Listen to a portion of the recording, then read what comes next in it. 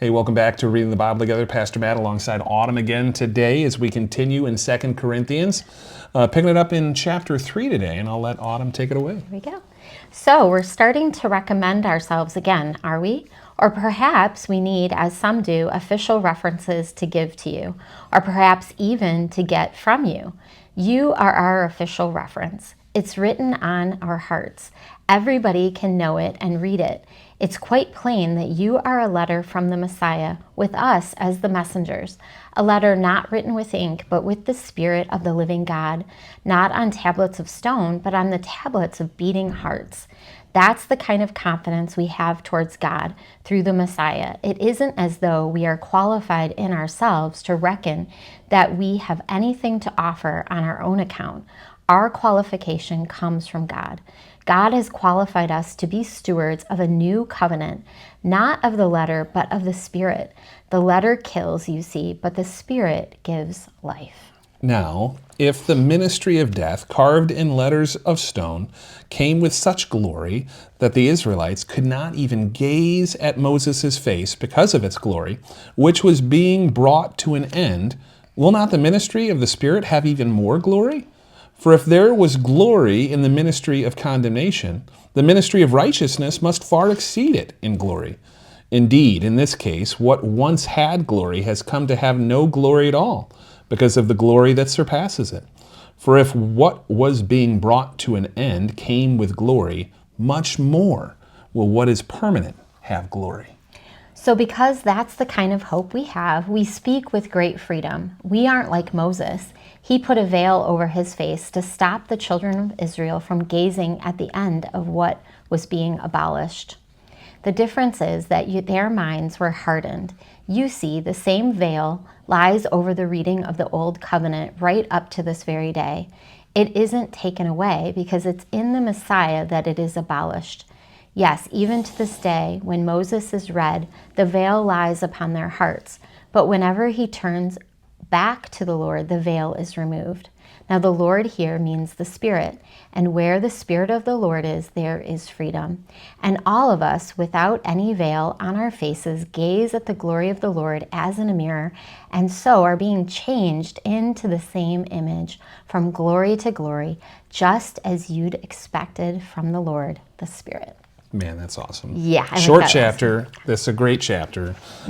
What sticks out to you, Autumn? Definitely that last verse. I've always highlighted in all my other Bibles. It stands out just that we're not going to also be put to shame when we stare at Jesus's face, which, I mean, how is that even possible? He's perfect. He's complete love. And I'm going to look at Jesus and I'm not going to be put to shame. And of course, I'm going to be aware of my sin, but somehow he is removing all of that and just replacing it with love. And I don't know if you've ever been in trouble with your parents and had to go face up to that. And, you know, just the mercy of God that Jesus would say that we'd be able to look upon him and not feel shame, and that we're actually going to be changed into his image of love. And That's awesome. What about you? I'll jump in the verse right before, where the Spirit of the Lord is, there is freedom, right? And this transformation that's taking place is one that doesn't lay more chains on us, but one that actually removes the chains from us. And so just that recognition of freedom, of opportunity, right? Not to use our freedom for evil, but to use it for good, to ask ourselves, like we do a lot, what does love require of us when we're in this freedom of the Spirit? Just love that end, that finish there. What's this chapter mean for your faith, Autumn? I think that it's just that God's doing it all, that Jesus is doing it all, that he is the foundation from 1 Corinthians. You know, if a foundation's laid at all, it's Jesus. And so he is everything. And we can kind of rest in that, not just for our salvation, but our sanctification. There isn't striving, there isn't worrying, there's just rest. It's good news. For sure. How about you, Matt? This chapter, it gets me to think about some of the wrestling I've done while planning for a funeral sermon recently. And I was talking with the family, and I said, well, like, what do you want people to know? And the response was interesting because this person who died wasn't necessarily the best person. And so the family member responded like, well, it's complicated. And we got to talk through some of the ways that maybe they didn't reflect Jesus, maybe they didn't use their freedom, but this transformation that takes place is still true for them. And it's true to the same level for you and me, because I am much more like the person being condemned as not great than I am like Jesus. Yeah.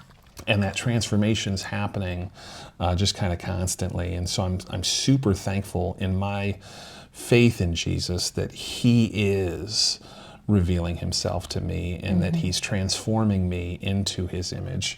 And it happens in life, yes, it happens in sanctification in the ways that he makes us holy, but even more in eternity when the perishable puts on the imperishable, like we talked about last week in chapter 15 of 1 Corinthians. And so just really thankful in my faith for that. So Yeah, it'll be neat to meet people in heaven that when you hear and get to see all that God has planned. Yeah. And that's good news. So what are you going to do today? What am I going to do today? I think I'm going to go help out at my son's house today. Awesome. We're tearing down some side deck that just needed to go and replace. So I'm going to go see if I can bring dinner as Joe and Joe. Awesome. Tear that up. How about you? I am going to go make sure my brakes work on my Yukon. Yeah, so that's in good. terms of Do that, please. In terms of discipling, right? Discipling is in the Word, but it's also in the practical. And so Ray, one of our volunteers at Faith, asked me.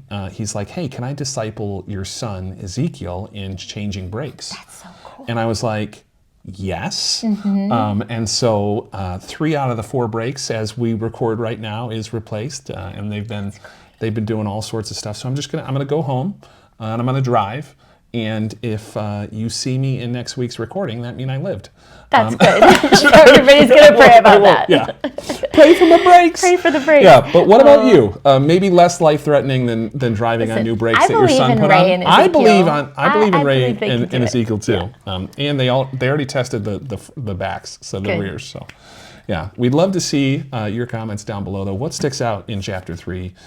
Maybe it's that covenant language. Maybe you've got a question about that. The writer of Hebrews picks up on that old and new covenant language, too, so maybe you've got something to drop in. We'd love to hear from you. We'll see you next time.